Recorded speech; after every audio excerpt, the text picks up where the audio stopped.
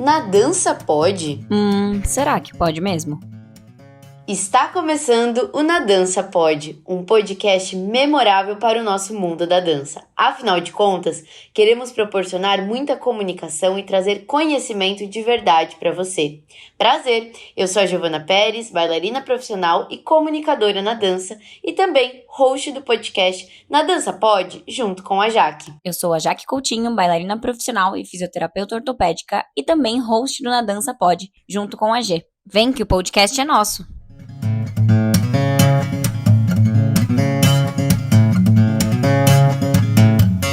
Está no ar mais um episódio com as nossas entrevistas aqui no Talk G Pérez e hoje estamos entre fuso horário.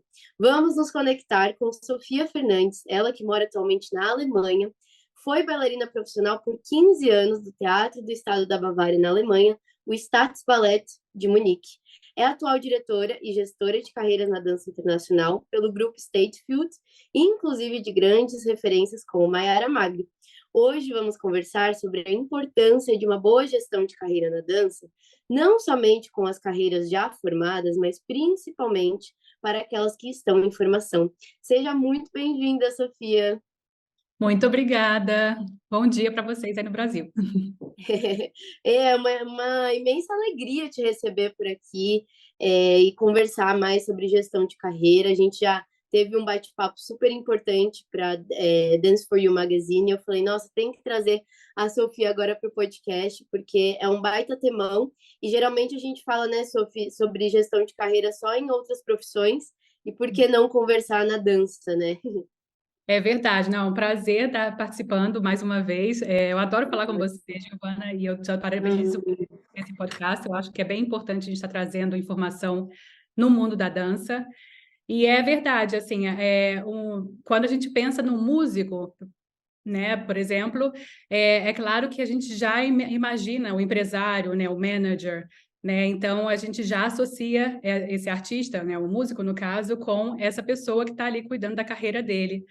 No caso do bailarino, ainda não é o normal, né? Então, assim, eu acho que a gente tem que fazer um parêntese bem rapidinho aqui para poder estar explicando um pouquinho assim, da diferença entre o agente na dança e, no caso, o gestor, né? No meu caso, empresário ou gestor de carreira. O agente é mais ou menos aquele que está ali buscando oportunidades para esse bailarino, artista, né? Tá. Então, ali correndo atrás de galas, projetos, filmes, talvez contatos com outras companhias para fazer guesting, né? Então, ele está ali, na verdade, meio que fazendo só essa ponte entre uma companhia, um projeto, ou uma gala, e esse bailarino.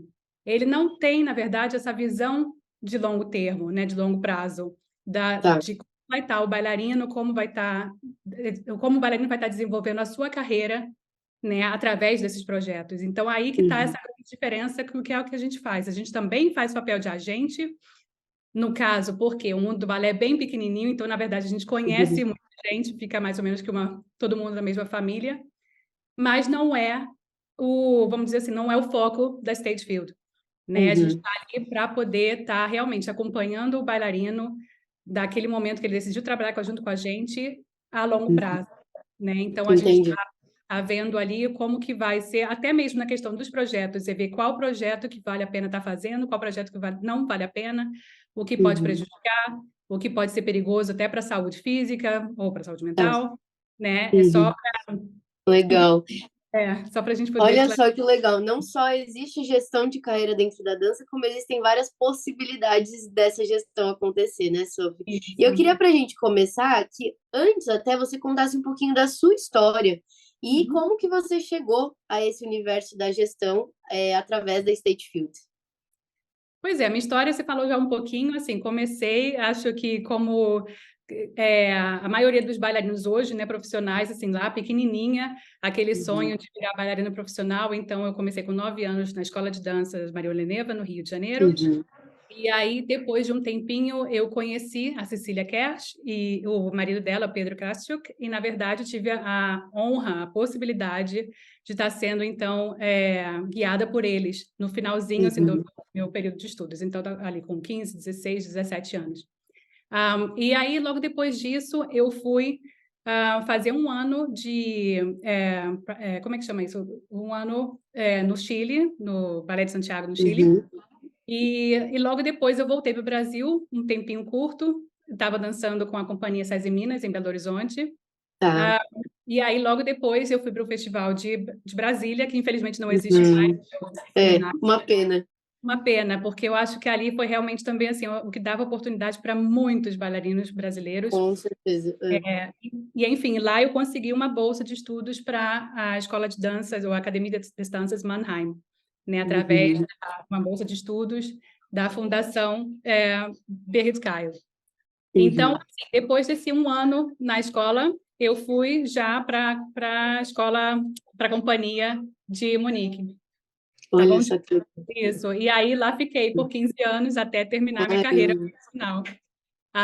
Então, dancei lá por 15 anos, só que eu sempre fui muito ativa, né? Ou muito assim, ativista, no sentido de... eu sempre procurava saber das coisas, eu sempre procurava, né, me comunicar não só com os bailarinos ou no mundo do balé, mas assim, com todo o staff, né, com todas as pessoas do teatro. Então, assim, essa questão da comunicação eu acho muito importante, até mesmo como bailarino, porque eu acho que a gente pode, né, abrir ali as nossas possibilidades. Com certeza. Então, assim, ainda como bailarina, eu fazia parte do board, né? Então, eu representava a companhia no âmbito do teatro, como um todo, e levando as questões, assim, que eram só dos bailarinos para os diretores mais altos, então, colocando em comunicação também orquestra e balé, e orquestra, balé, e também a ópera. Então, assim, fazendo essa ponte aí, representando sempre os bailarinos. E nessa época, justamente por estar do lado dos bailarinos, eu via muito o que a gente sentia falta, né? Que era sempre aquela coisa assim, um bailarino é tratado de um jeito diferente do que um músico de uma orquestra, ou o cantor da ópera. Todos os outros artistas no teatro, eles eram tratados como adultos, vamos dizer assim, ou eram tratados, né, de igual para igual, mas o bailarino sempre subestimado. O bailarino era sempre o mais jovem, a criança, aquele que não tinha voz. Então, foi ali que já começou mais ou menos a me preocupava um pouco como o bailarino era visto como um todo. Apesar de ser uma carreira muito curta, muito intensa, e todo mundo está ali investindo muito, não era reconhecida nem financeiramente e nem no status, mesmo dentro do teatro, né? Que já é uma questão, já estou falando assim, de uma posição um pouco mais elevada do que um bailarino freelance hoje em dia, um bailarino de uma companhia não tão conceituada, mas até mesmo nesse alto nível, ainda tem essa diferença entre o bailarino e o cantor da ópera, por exemplo. Sim, exato. Né? Então, ali que começou mais ou menos a despertar em mim essa questão de estar representando, estar dando uma voz ativa aos bailarinos, a princípio. Claro que, assim, na State Field também representa músicos, representa atores e tudo mais, mas, assim, o meu coração bate pelos Sim, até porque é a tua área, né? Exatamente. Então, eu acho que eu sinto isso, que, assim, tem muito a ser feito ainda para estar dando ao bailarino essa voz, como eu disse, no princípio. E justamente assim, no período que eu estava dançando ainda, o meu marido, se eu posso falar rapidinho então dessa história da vida privada, Claro. então que o meu marido já também trabalhava, ele faz essa conexão entre o esporte e o mundo artístico, ele foi atleta também, então ele já trabalhava como advogado, é um advogado alemão, e ele já trabalhava com atletas e com outros artistas de outras áreas. E, enfim, ele sempre ia me pedir a opinião quando se tratava de um bailarino, no caso, ou de um artista, no caso, porque aí ele via do meu lado também o que era necessário ser feito. Então, assim, esse contato com o mundo da gestão já vinha desde antes, desde quando eu ainda dançava. Quando eu parei de dançar, na verdade, foi só o próximo passo, porque já estava meio que encaminhado. Encaminhado. Olha só que legal. Então foi literalmente um casamento perfeito, né? Exatamente. Isso mesmo, verdade. Que bacana, Sofia. É isso. Pois é. Então, a State Fields, a gente pode falar um pouquinho. Tem, no total, assim, 15 anos ou mais, até 16 anos, com o balé, na verdade, vem crescendo muito nos últimos anos, justamente porque a gente começou a focar mais nessa questão da gestão mesmo, de estar expondo os bailarinos de uma outra forma do que só né, como bailarinos nas próprias casas que eles têm. E Uhum. também acho que ajudou muito essa questão do Instagram, da internet. Então, assim, Sim. o bailarino foi se transformando uma celebridade, mais ou menos, no que antigamente, né, era muito pouco, era muito difícil de ser reconhecido. Então, acho que isso também Uhum. ajudou a gente um pouco a estar chegando, Sim, é nessa verdade. posição de hoje, por causa disso, de estar mudando também, ou estar tirando o bailarino da imagem conectada com a companhia, mas assim, o bailarino celebridade, né? É verdade, total. E isso é super importante para a questão da comunicação que você tocou, né? Hoje em dia se comunica através não só da sua dança, da sua fala, mas é tudo, né? Se a gente pegar, por exemplo, o jogador de futebol, que eu acho que é a imagem mais simples, né? Para qualquer pessoa que vai estar nos ouvindo entender, o jogador de futebol, a partir do momento que ele está fazendo qualquer coisa, ele já está exposto ali. Então é muito importante ter alguém que se preocupe por trás dessa carreira, de como se posicionar, de como comunicar, e é exatamente o trabalho também que vocês fazem para que a dança em si seja valorizada, né? Das pessoas olharem e falarem, olha, isso também está tendo essa preocupação, também está acontecendo com a dança, né? E então eu queria já te perguntar logo de cara, gestão de carreira também pode existir no mundo da dança, Sophie? Super pode, como deve, eu acho, porque Uhum, eu acho que define também assim o futuro daquele bailarino. Não vai depender só da questão técnica dele ou da condição física dele, mas isso, de como ele tá se dirigindo, né? Ou está se encaminhando nessa uhum, área, porque é uma carreira curta. sim, É uma carreira assim que você precisa de muitos fatores para que deem certo. Então, assim, você tem que ter a sorte de ser musical, de ter um corpo que seja favorável, que tenha as linhas para aquela companhia que você quer talvez atingir, mas também uhum, você tem que estar sabendo tomar decisões em períodos muito curtos. E assim, na maioria das vezes, a criança ou adolescente não tem essa maturidade, né? Então, exatamente. assim, o que eu acho que é fundamental o adolescente, no caso, se ele não tem, e é claro que, por exemplo, no nosso caso, a gente também não trabalha com adolescentes ou com pessoas que não são profissionais ainda. Mas se você Uhum, não tem um encaminhamento, se você não tem alguém ali olhando para você e tendo conhecimento no mundo da dança, você pode dar um tiro do pé, vamos dizer assim. Você pode estar exatamente. a É, decisão errada, né? Da escola errada, da companhia errada. E aí você perde um tempo precioso, que eu acho que, né, com se o certeza. bailarino vai começar a carreira numa companhia que não é para ele, é aqueles 2, 3, 4 anos que são preciosos para a carreira dele que ele tá ali perdendo. Então, eu acho que a Exato. gestão da carreira é muito importante desde o princípio. Né? E a E é o partir que do momento você falou, né, Sofia? Literalmente perdendo tempo, porque a gente sabe que a nossa carreira é curta, a gente lida com o corpo, então qualquer 1, 2 anos, em 1, 2 anos você pode fazer coisa pra caramba, né? Então, assim, tem essa importância. Você acredita que a gestão de carreira, ela é um ponto-chave para a valorização da nossa profissão? como um todo, sem dúvida. E é isso Uhum, que eu acho que é o mais que no momento ainda é um pouco difícil da gente estar realizando, porque assim, quando a gente pensa em gestão de carreira, por exemplo, do bailarino que tem, no caso, uma pessoa, né, cuidando da sua carreira. Em alguns casos, ainda é aquela coisa, mas eu não vou falar com esse manager, eu não vou falar com essa pessoa, eu quero uhum, trabalhar com o artista, né? Então, assim, tem ainda um pouco de preconceito, porque ou são pessoas que não são sérias e querem trabalhar com o artista no intuito de estar aproveitando é, nossa, esse artista, ou então são pessoas que não têm conhecimento da carreira do artista em si, que não é só ele estar uhum, ali para dançar. Mas para um bailarino chegar no palco para dançar, ele precisa se preparar, então ele precisa ensaiar. Ele precisa ter os direitos da música que ele vai dançar. Ele precisa ter os direitos da coreografia que ele vai dançar. Ele precisa uhum, ter talvez um visto de trabalho para estar indo dançar, né, numa gala ou no projeto, num sim, teatro em algum outro país. Ele precisa estar cuidando do financeiro dele, assim. Então, quer dizer que ele tem que estar com as taxas, os impostos dele em dia. Ele, sabe, não é só a questão dele estar ali dançando. exatamente. O É dia uma que ele série vai de chegar. fatores, né? Exatamente.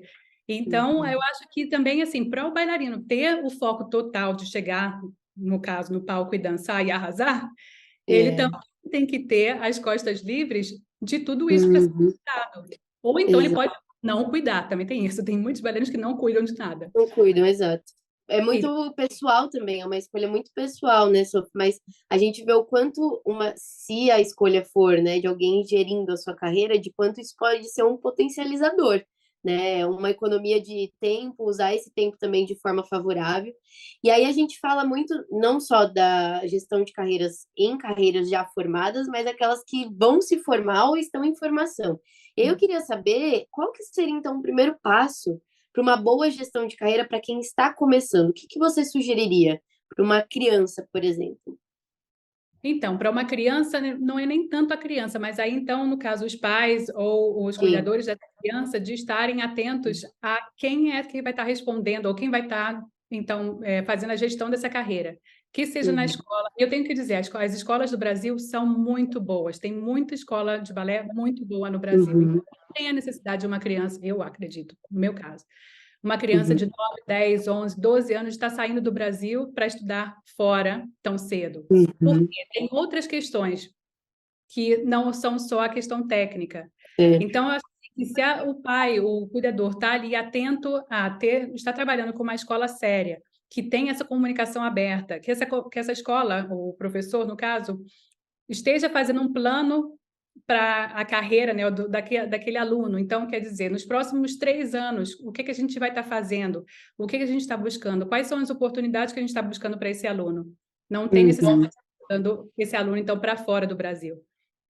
Chega em algum momento que eu acho que pode ser interessante de estar saindo para uma escola internacional. Não é nem pelo fato de serem escolas melhores do que as que estão no Brasil, mas é que eu acho que Uhum. tem aquela vantagem de você estar tendo a vantagem para depois estar entrando para a companhia. Uma ponte, né? A Uhum. ponte, exatamente. Tem muitas companhias que não vão estar fazendo audições abertas, que elas vão estar olhando Sim. primeiro para os alunos das escolas. Então, aí eu acho Uhum. que é a vantagem de você estar numa escola bem conceituada, internacional, depois que a sua base técnica foi feita, Sim.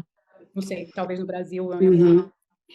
É um ponto bem interessante que você tocou sobre a questão do planejamento dentro das próprias escolas, né? E aí a gente está conversando agora, então, com os diretores dessas escolas de dança, não só com os pais, mas com os professores também, enfim. E como é difícil, né, Sofia, hoje em dia a gente vê uma escola que tem esse cuidado, né? Uma escola que se diz profissionalizante, a gente pressupõe que ela tem esse cuidado, mas nem sempre a gente vê esse cuidado sendo de fato acontecer ali, né, colocado em prática. Então, você tocando nesse assunto me faz chamar, né, esse convite, estender esse convite para os diretores, os professores que vão estar nos escutando, para fazer essa reflexão dentro da sua escola. Você se preocupa, né, com esse planejamento com o seu aluno? Tá, eu estou indo para um festival, mas por que você está indo para esse festival? Qual que são ali os benefícios que o seu aluno pode tirar daquilo? Né? Se o benefício é um total de zero, você tem isso claro? Porque às Uhum. vezes não tem nem claro, né? De tipo, eu tô indo só por conta de uma premiação em dinheiro ou pela experiência de palco. Às vezes a gente só tá indo pela vibe, né? Das outras escolas, enfim, e acaba sendo essa onda, né? Que todo mundo tá indo, então também tenho que ir. Mas a preocupação da escola de o porquê que eu tô fazendo o que eu tô fazendo com os meus alunos. Então, acho muito legal você tocar nesse assunto, porque é uma coisa que eu vejo que você faz com as carreiras já em formação, mas é o meu desejo muito forte de ver isso nas carreiras em formação, né? Ou que nem começaram a ser formadas.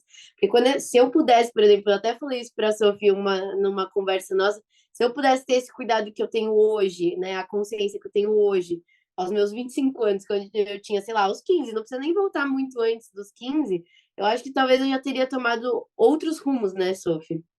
Sem dúvida. Eu acho que, na verdade, assim, a gestão de carreira, o fator ou o ponto mais importante é justamente aí, entre 14, 15 e 16 anos. Se Uhum. as escolas estiverem atentas, os professores estiverem atentos, você vai estar construindo para esse aluno uma carreira possível, né? Então, não adianta ter uma escola com um nome muito fantástico, com bailarinos muito fantásticos, assim, com ex-alunos muito fantásticos, se a sua realidade é diferente daquele aluno. Então, eu acho que Exato. de novo, a comunicação.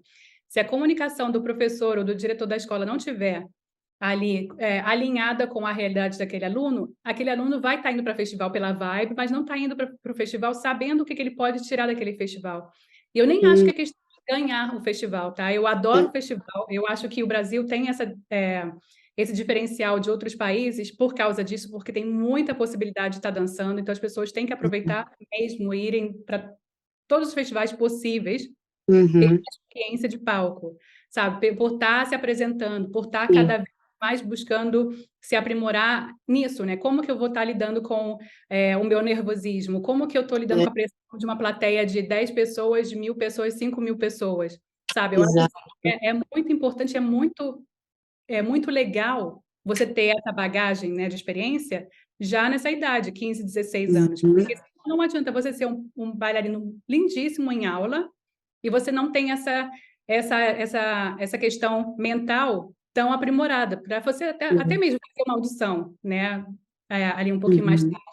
Você vai chegar numa companhia, você vai se tremer todo, você não vai saber lidar com essa pressão. E aí, Sim. mesmo assim, passando dessa audição, você não vai saber estar lidando com a pressão de entrar no palco. Uhum. Entrando no palco, você não vai estar sabendo lidar com a pressão de dançar um solo, sabe? De dançar o baile completo. Então, acho que isso volta lá na educação, volta então a questão das escolas estarem trabalhando isso com o aluno, e cada aluno é diferente. Uhum. É, Então, acho que a realidade de cada um tem que ser também vista individualmente, e não só aquela exato. questão, o currículo da escola é 30 festivais por ano e, enfim, é isso, né, sabe? Não tem um molde certo, cada um é cada um, e acho que tem que ser alinhado com a realidade de cada aluno, realmente. Legal. E por isso que a gente fala de um planejamento, né, Sophie? Ah, De olhar para esse aluno como um indivíduo, ele é único, aquele aluno, ele não tá, o mesmo aluno não pode estar junto com o grupo e você, a mesma estratégia que você usa para um, usar para o grupo inteiro. Eu achei incrível numa conversa, sem citar nomes de instituições, nem de pessoas aqui, mas numa conversa de ela é uma adolescente, né, tá se tornando uma mulher que já tá numa das principais escolas, e ela contando a história dela prévia, desse cuidado que veio dos pais, de procurar uma escola que fizesse esse planejamento de carreira para ela chegar onde ela chegou. Então, assim, não parece assim uma coisa, às vezes, ou 7 ou 8 ou 80, né? Ou uma coisa muito complicada de ser feita, um planejamento de carreira, uma gestão de carreira, ou uma coisa, mas para que isso? Tipo, só vai fazendo suas aulinhas aí de balé e vida que segue. Só que se a gente leva isso a sério e busca os profissionais corretos, né, e tem essa preocupação, é o que a gente já comentou, pode ser um grande potencializador para que você realmente alcance seus objetivos, né? E também saber sempre o porquê que eu estou fazendo aquilo.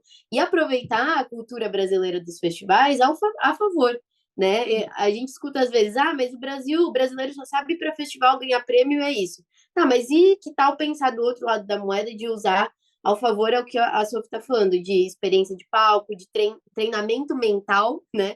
Principalmente. Então, isso é sim uma vantagem, um benefício que o Brasil pode estar entregando, que a gente não vê nos países europeus, por exemplo, com muita frequência, os bailarinos, enquanto formação, indo para a competição, né, Sophie? Então, isso é bem bacana. é verdade, é uma questão até de estatística, né? Se você for ver, assim, principalmente nas companhias europeias, eu acho que, se não em todas, em quase 90% das companhias europeias tem pelo menos um brasileiro. E não é porque o Brasil já é talentoso, né? O brasileiro já é talentoso por si, mas não é nem só essa questão, mas a questão é de, justamente, os bailarinos brasileiros estão sendo preparados, a maioria deles, nessa cultura do festival, que eu adoro, de novo, adoro por causa disso, porque você está dando experiência para esses bailarinos chegarem com um diferencial depois na vida profissional. E é realmente um diferencial, a gente sente, né? Dá para ver nitidamente um bailarino que é dessa cultura de competição e daquele bailarino que só fez ali os anos de formação. Só não, né? Mas nesse sentido de, tipo, não ter essa experiência frequente de palco. É um bailarino que esse que vai para a competição com muito mais, sangue no olho e com treinamento mental muito mais preparado.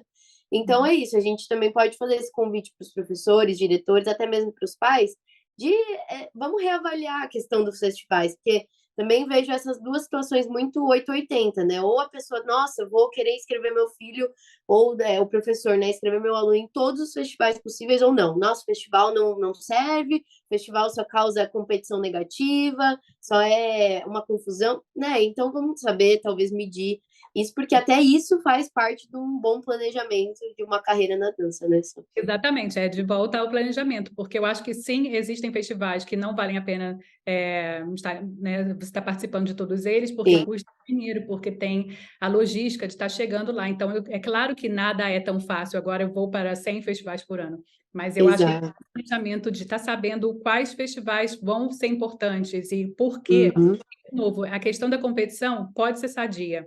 Existe a competição negativa? Sim.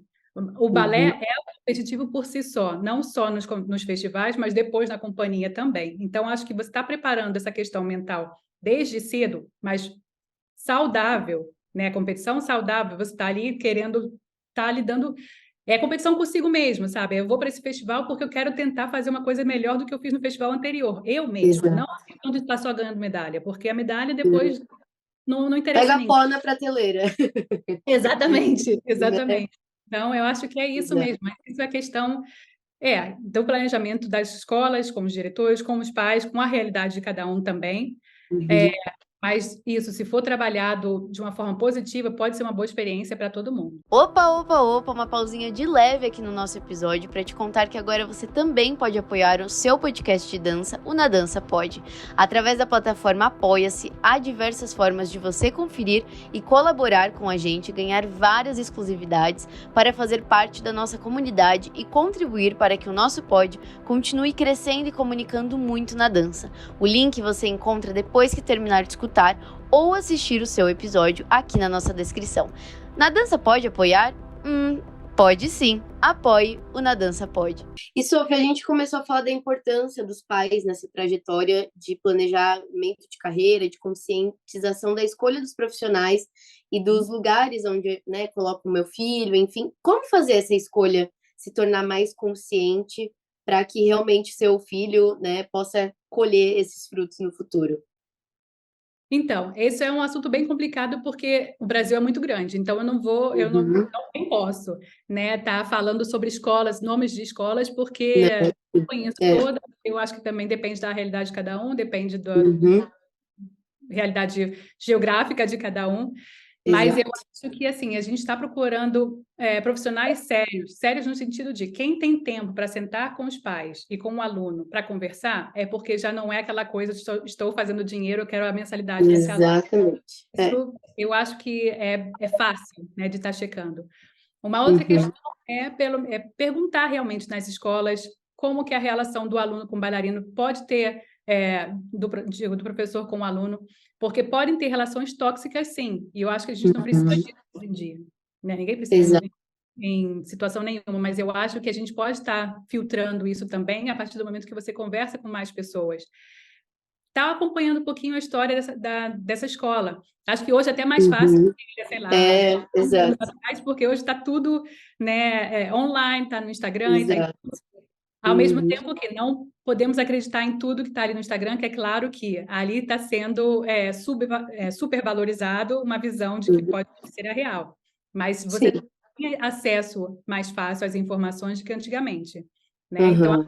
há essa comunicação realmente. Está falando com os diretores, está falando com os professores, está falando com outros alunos e outros responsáveis. Eu acho que é importante, né? E Uhum. também, assim, cada pai, mãe, cuidador tem essa coisa do feeling, sabe? Você tem um sentimento, você tem aquela sua intuição de que, isso não está bom para o meu Exato. filho, É. para minha filha. Ela não está feliz. Eu acho que é muito importante Uhum. a gente também estar olhando para o aluno e ver, não está vendo só a carreira, mas está vendo também o ser humano como um todo. Humano, né? De Você estar vendo. você tocou num ponto importante, que eu acho que também tem o outro lado da moeda, que é a questão da confiança dos pais nos profissionais que eles escolhem, né, na escola, enfim. Porque o que eu sinto também, às vezes, é que o pai, ele quer ser quase que o coaching ali da criança, o pai que eu falo, né, os pais, cuidadores, enfim, quer ser quase que o coaching ali, quer dar o bedelho total, assim, geral, na carreira. E assim, pai, querendo ou não, é no papel do pai, do cuidador. A partir do momento que seu filho está dentro de uma instituição, de uma escola, eu acho também legal essa questão de vamos confiar no trabalho do outro, né? Vamos confiar nesse planejamento que ele está propondo, porque senão não faz sentido o seu filho estar nesse lugar. Aí é mais fácil ele fazer uma coisa particular, né?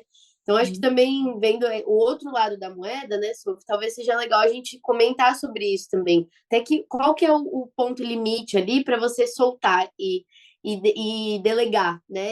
Ok, agora daqui para dentro da sala de aula é o professor, é o diretor dessa escola, porque senão fica aquele bedelho e aí misturam-se as opiniões, e aí, de repente, o pai ou o cuidador não é um profissional da área, ele só vai ali realmente na opinião de pai, e não tem o que é certo e o que é errado, mas às vezes é isso que pode também estar atrapalhando o desenvolver desse plano, né, de fato.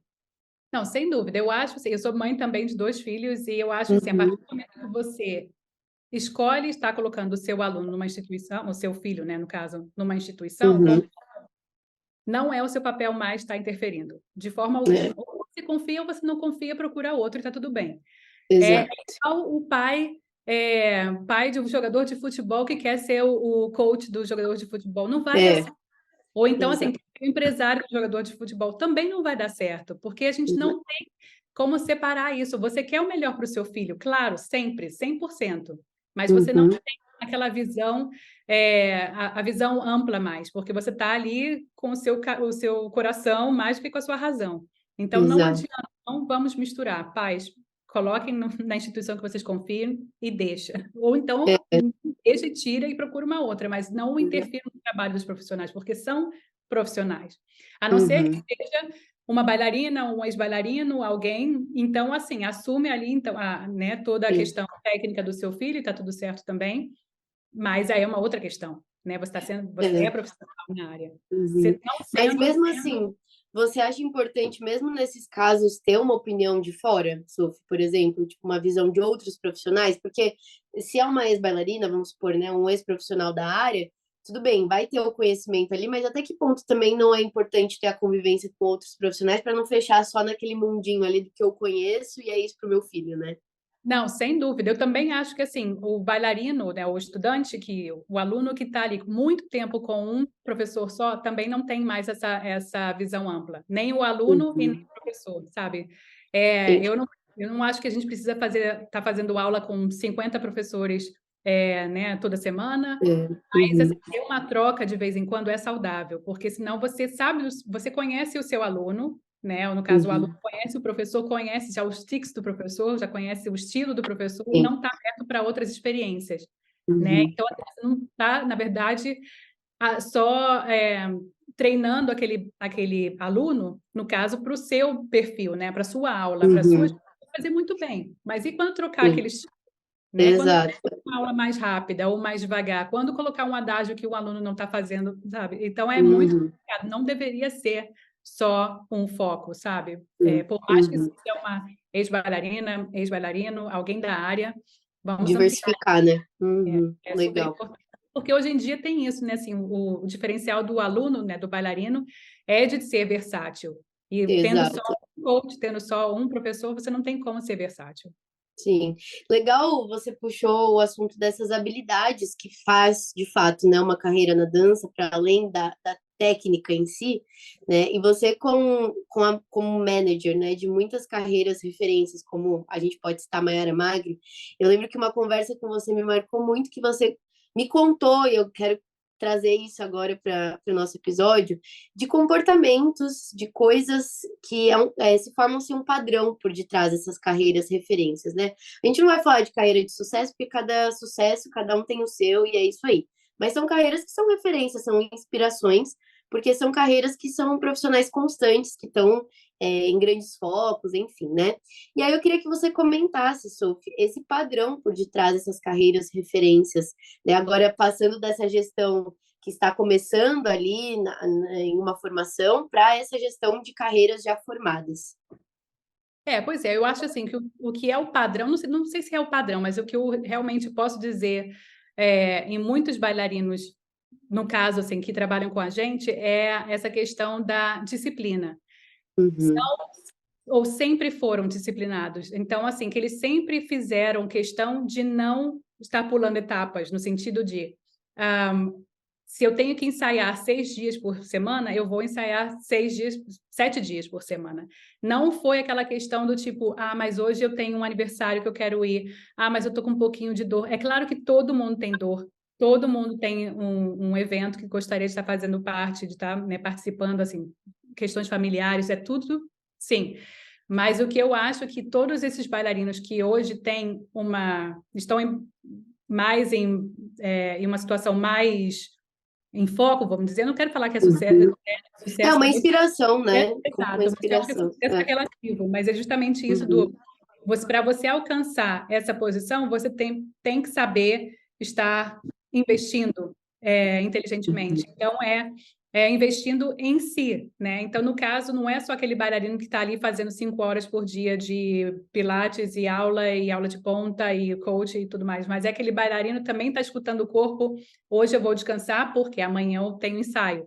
Hoje eu não vou para a festinha, não estou falando para não ir para a festinha, mas eu digo que sim, hoje é que está investindo Priorizar, né? o tempo todo, exatamente, está investindo em si o tempo todo. Então, todos esses bailarinos têm realmente o padrão de que eles eram os primeiros a entrarem na aula, né, na sala de balé, e provavelmente eram também os últimos, porque eles estavam lá batalhando cada degrauzinho, dia após dia, após dia. Não vem assim de um lado para o outro, sabe? De um dia para o outro. Eles vêm batalhando assim, cada coisa mínima todo dia. Hoje eu vou fazer uma pirueta a mais, amanhã eu vou fazer 2. Hoje eu vou trabalhar, né? Então, acho que ter esse foco, esse hyperfocus, né? Esse foco determinado, faz a diferença, porque com a disciplina, no longo prazo, isso te traz, sim, resultados. Sim, e é legal também porque daí eles percebem que esse foco precisa ser tão ali hiperfoco, que daí é o que você comentou, né? Eles precisam tirar esse peso das costas de ter que ser um polvo e fazer várias outras coisas e dar conta de várias outras coisas na carreira e precisar de uma manager, né? E precisar de alguém que direcione a carreira dessa pessoa. E só que falando assim, Sophie, talvez para quem esteja escutando a gente deve estar pensando, nossa, mas esse tipo de serviço deve ser super caro, deve ser super inviável, deve ser super, tipo, longe da minha realidade. Então, por isso que eu acho que trazer para esse episódio, né, estratégias que você mesmo pode fazer da sua casa, né? Você mesmo pode sentar e parar e pensar na sua carreira se você tem determinada idade já o suficiente para poder fazer isso por você mesmo. Ou então, se você é um pai ou um professor que está nos escutando, por que não começar a aplicar essas dicas que a gente está trazendo aqui, né? De como começar. O autoconhecimento também é muito válido, né, Sophie? Eu queria que você comentasse sobre essas estratégias que a gente poderia estar trazendo para a gente trazer mais próximo da realidade da maioria que vai estar nos escutando. Talvez não faça nem ideia do que é gestão de carreira, ou talvez esteja ainda pensando a possibilidade de, mas então como começar assim com uma coisa mais autodidata, vamos dizer assim? Pois é, se a gente está falando do autodidata, é justamente isso. Se a gente está falando de um aluno, seria, no caso, a responsabilidade dos pais, dos cuidadores, estarem procurando escolas, professores competentes, que tenham ali a comunicação aberta, para que não fique naquela coisa, um tiro no escuro, realmente, né? A escola tem esse nome, então todos os bailarinos vão ser formados profissionalmente, todos com sucesso, todos vão atingir. Não existe isso. Nenhuma escola vai ter 100% de aprovação.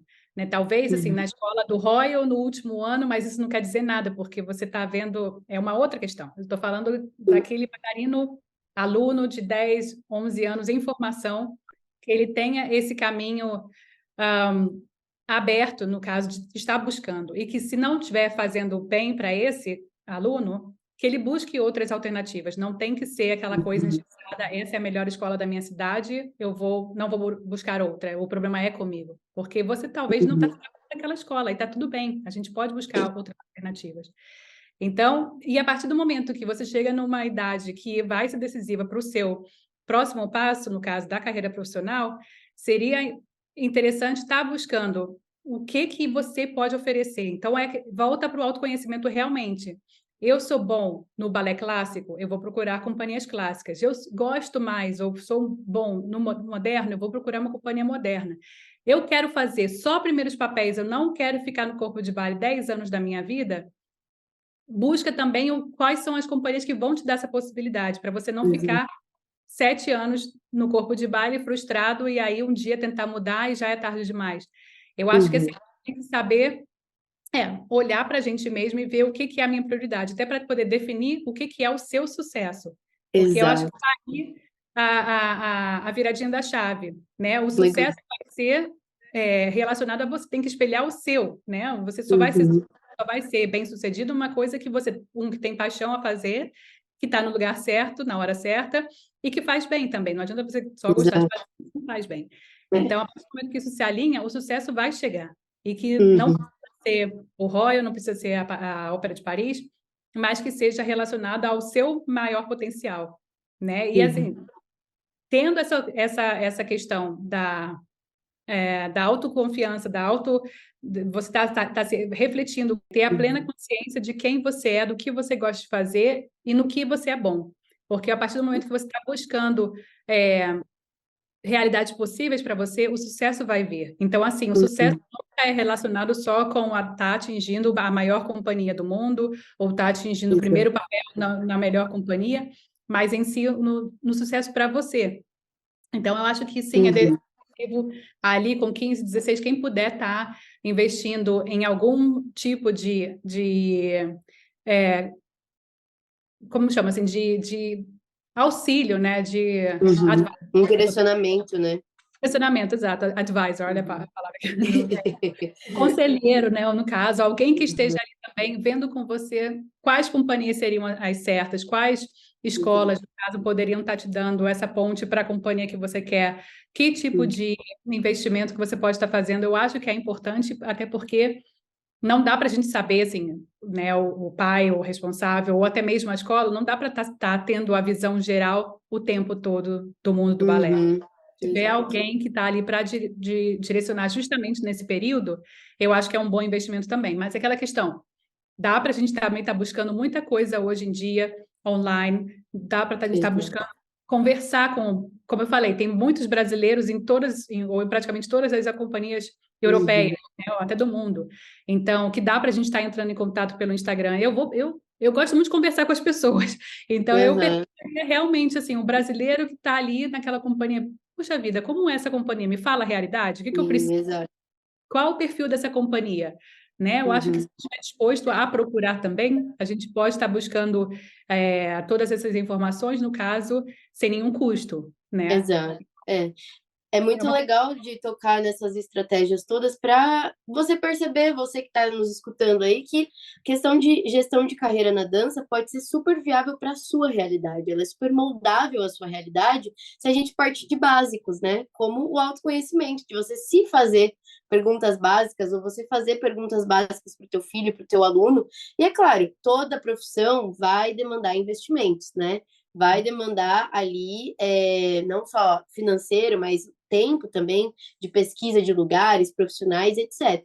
Vai daquilo que você também pode desembolsar, mas é super possível, as informações, como a Sophie falou aí, atuais online e um monte de gente em vários lugares brasileiros, né, de você tirar essas informações. Então é muito legal da gente dar essas duas realidades. Você pode ter um investimento super se você quiser, tem essa opção, tem profissionais para isso, mas se você não quiser, tem super informações também para você ir nesse lugar mais autodidata aí. E lembrar que a gente está conversando sobre, também dando referências de carreiras que são alta performance, né? Um bailarino, por exemplo, como Mayara Magri, chegou onde chegou porque é alta performance. A gente está falando aqui de dança profissional. É claro que também a dança amadora, a dança por hobby, a dança por amor, enfim, como é que você queira chamar, meu, e aí vão ter outros lugares. De repente, mas isso daí, um planejamento, como tudo isso que vocês falaram, é importante? Vai depender daquilo que você quer com a tua dança, né? Se você quer como profissão, é o que a gente falou, a gente está aconselhando e te convidando a refletir que sim, pode ser algo que pode alavancar bastante a sua carreira, né, Sophie? E isso. uma coisa. Uhum. Volta então ao autoconhecimento, né? Saber Exatamente. o que você está querendo para a sua carreira ou para a carreira do seu filho ou do seu aluno. Exatamente. E uma coisa que é muito importante, eu acho que a Sophie pode falar com muita maestria e propriedade sobre, é a precificação. Ela que lida com essas carreiras que, querendo ou não, vai fazer um guest ali, vai fazer um trabalho em outro lugar, enfim, de como que se precifica, então, um trabalho a ponto de você se valorizar. né? Porque a gente vê muito hoje na dança as pessoas trocando um palco por um lanche. Ah, eu vou dançar assim aqui, mas em troca o almoço, só o almoço dá. Não se preocupa nem com a passagem de ir até o lugar, né? Ou sei lá, como que vai até o lugar.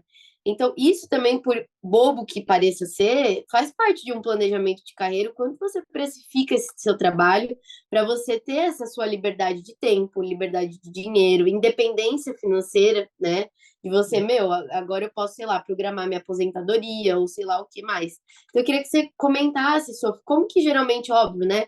Eu quero que você dê também o exemplo dessas carreiras que você lida, como que geralmente vocês fazem essa precificação, mas como que a gente também pode voltar naqueles que estão começando, né? Qual que seria um conselho que você pode dar?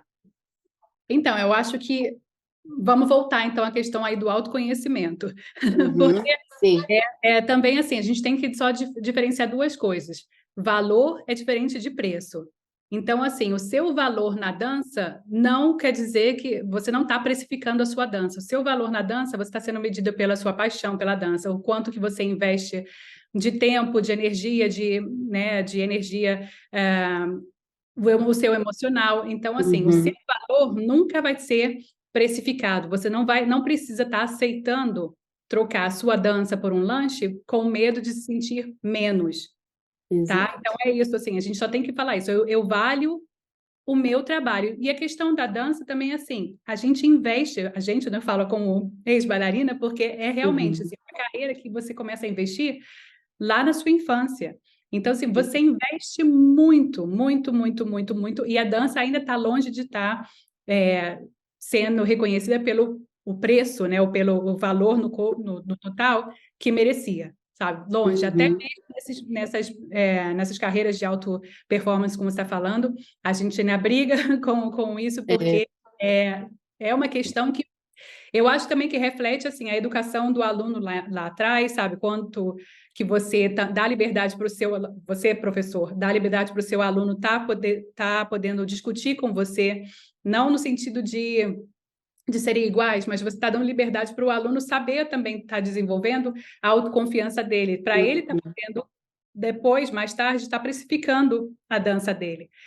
Então é isso, assim, a partir do momento que você sabe que a sua dança, o seu valor na dança, ninguém vai tirar, você consegue, uhum, né, tratar de cachê, no caso, tratar de preços muito melhor, porque você não está ali negociando o seu eu bailarino, sabe? Você uhum, está ali tirando porque você precisa de qualquer oportunidade para estar dançando, porque senão você não precisa disso, a sua dança está em você. Agora, exato. você precisa de ter o suficiente para pagar o seu aluguel, para estar pagando suas sapatilhas, para estar pagando o seu lanche e estar realmente cuidando da sua aposentadoria. Então, Uhum, muitas vezes você está investindo na dança é falar não para aquele cachê. Muitas vezes você vai ter que perder aquele dinheirinho mínimo para mais na frente estar ganhando um pouquinho mais, porque aí as pessoas uhum, vão reconhecer o seu valor, porque com você se certeza. deu valor É, antes. Né? Então, assim, a precificação é claro que é diferente de projetos, de realidades, né, possíveis de cada um, né? Do uhum, que a gente está falando, é uma grande companhia, uma companhia pequena, é um primeiro bailarino, é só um solista, é um bailarino no corpo uhum, de... então, assim, é claro que tem diferentes preços nesse caso, sim. mas também, assim, a dança em si, o valor de cada um não vai ser negociado de jeito Uhum. nenhum, né? Então, Adequar a realidade, né, Sophie? É isso isso a mesmo que gente tem você que falou. fazer.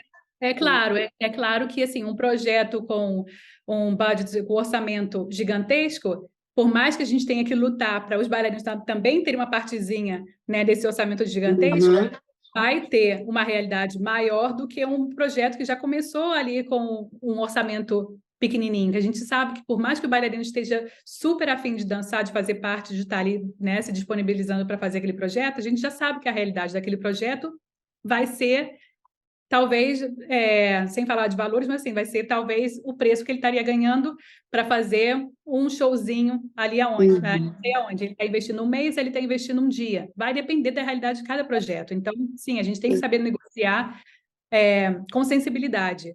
Não achar que exato. o preço também, assim, até mesmo para profissionais de alta, de alto nível, a gente não pode engessar o preço deles, porque vai Uhum, depender também como eu disse, do orçamento de cada projeto, mas também do interesse de cada projeto. É. Falando assim, um pouquinho da realidade, por exemplo, da State Field, por exemplo, da Mayara ou de bailarinos brasileiros, é claro que dançar no Brasil sempre tem um valor emocional muito grande. Por mais que eles não ganhem o cachê, né? Então, no caso, que eles ganhariam numa outra gala, em algum outro lugar, tem aquele valor emocional que também conta. Então, a gente tem que estar ajustando isso também, né, nesse caso. Meu, que bacana. E eu costumo dizer, né, quando a gente se valoriza no indivíduo, a gente valoriza a dança como um todo. A gente faz com que as pessoas comecem a olhar a dança com outros olhos, de reconhecimento e de, cara, ela batalhou, ela estudou tanto tempo, né, tantos anos ali, investiu tanto dinheiro também, enfim, para estar onde está. Então, por que não, né? E aí, assim, a gente começa a plantar essa sementinha da valorização, não só a dança como um todo, mas principalmente profissional, né, Sophie? Então, assim, eu agradeço demais a sua participação no episódio. É lindo de ver o trabalho que vocês fazem na State Field. Eu estou acompanhando e babo demais. Vida longa e que possa dessas sementes virem outras e que a gente possa também levar essa palavra da gestão de carreiras na dança para mais lugares, né? E para finalizar, eu quero fazer um bate-bola com você, que é esse momento que eu adoro aqui no episódio, que é papum. O que vier na cabeça, você me responde. Ok. Vamos lá. Sophie, o que pode fazer a diferença para uma carreira na dança é? Gestão de carreira. Boa! Adorei, né? Não poderíamos contradizer o nosso tema todo aqui também. Muito obrigada, Sophie, pela presença. Parabéns mais uma vez pelo trabalho. Obrigada para você que vai estar nos escutando em breve. E não esqueça aí, se fez sentido esse episódio para você, de dar as estrelinhas lá no Spotify. Assim que você entra lá no nosso perfil, já dá para dar a estrelinha e você consegue dar uma vez só. Então, se já deu a gente agradece demais. Se inscreve no canal do YouTube, se fizer sentido também para vocês, que tá lá, estamos por lá também. E toda semana tem episódio novo aqui na área. E se tiver também sugestões de tema e convidados, manda sempre pra gente que a gente está de olho. Sophie, muito obrigada. Obrigada beijo para você. Obrigada e muito sucesso para vocês. Muito obrigada. Tchau, gente. Valeu. Tchau. E aí, curtiu esse episódio? Que tal então deixar o seu feedback aqui pra gente? Ele é super importante para nós e ficaremos super felizes em poder falar com você. Não esquece que você também pode deixar o seu like e ainda dá para você avaliar o nosso podcast nas plataformas Spotify, YouTube e Orelo ou, claro, na sua plataforma favorita. E se você tiver alguma sugestão de temática para os nossos próximos episódios ou até mesmo de convidados, manda lá no nosso Instagram, @nadancapodcast. Estamos de olho em você, hein? Valeu demais e até a próxima!